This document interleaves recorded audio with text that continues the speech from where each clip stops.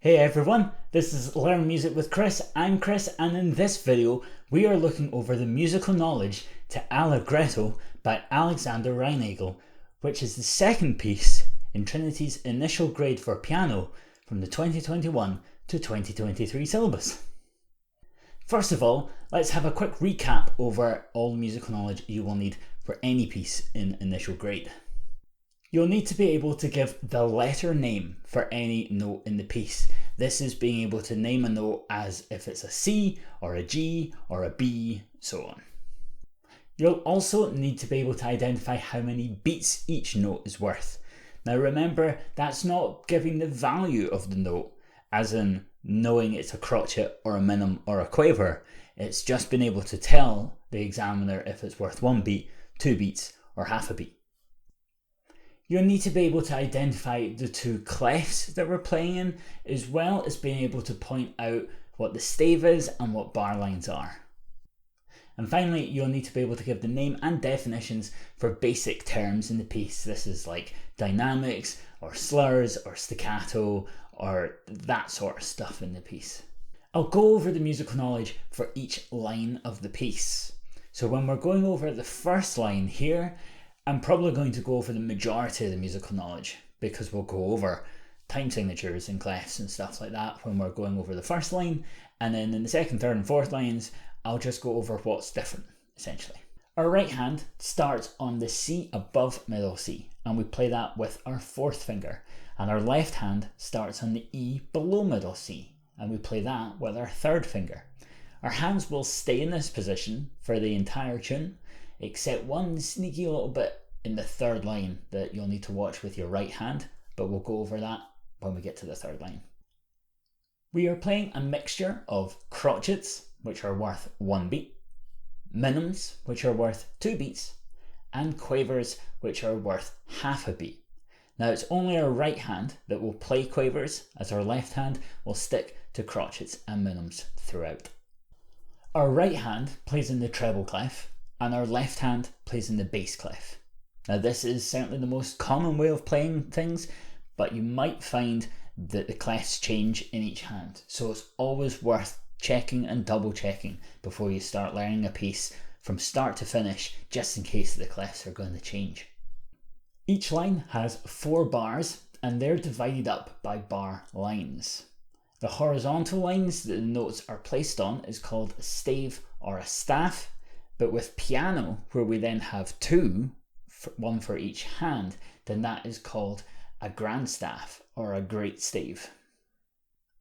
Our time signature is 2-4, which means we have 2 crotchet beats in each bar. But remember, for initial grade, you only need to be able to tell the examiner that it's called the time signature. Also, our key signature, which is the space between the time signature and the clef, has nothing in this piece. No sharps, no flats. However, there are a couple of tunes in this grade where there's, I think it's just sharps that appear.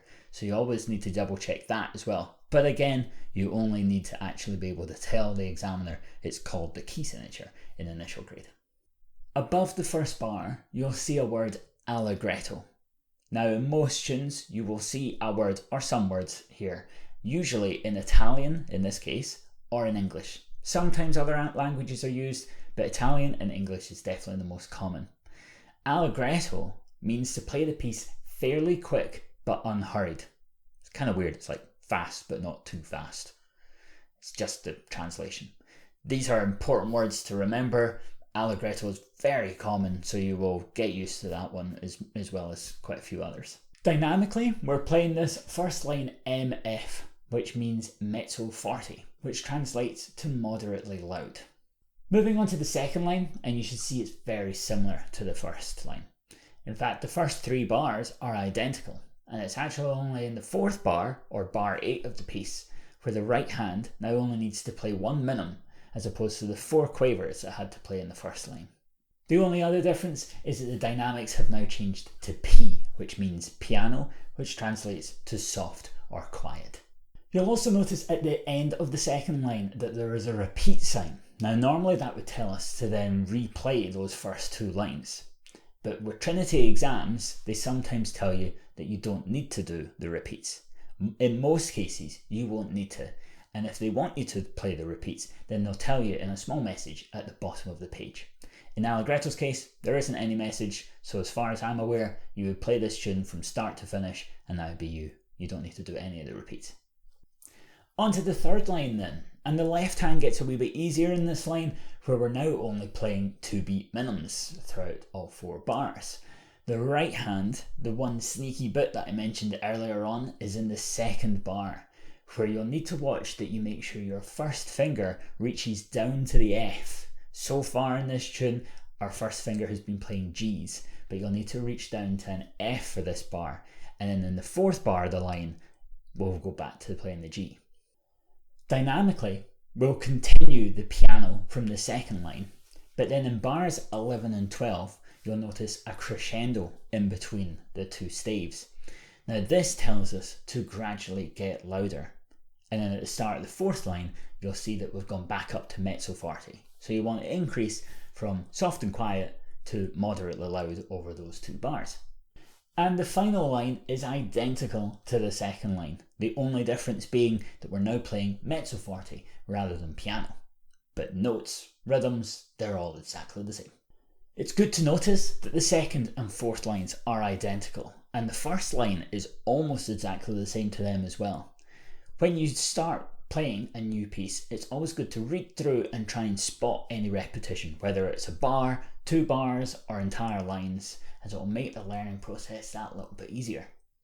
And that's it for a look over Allegretto from Trinity's initial grade for piano.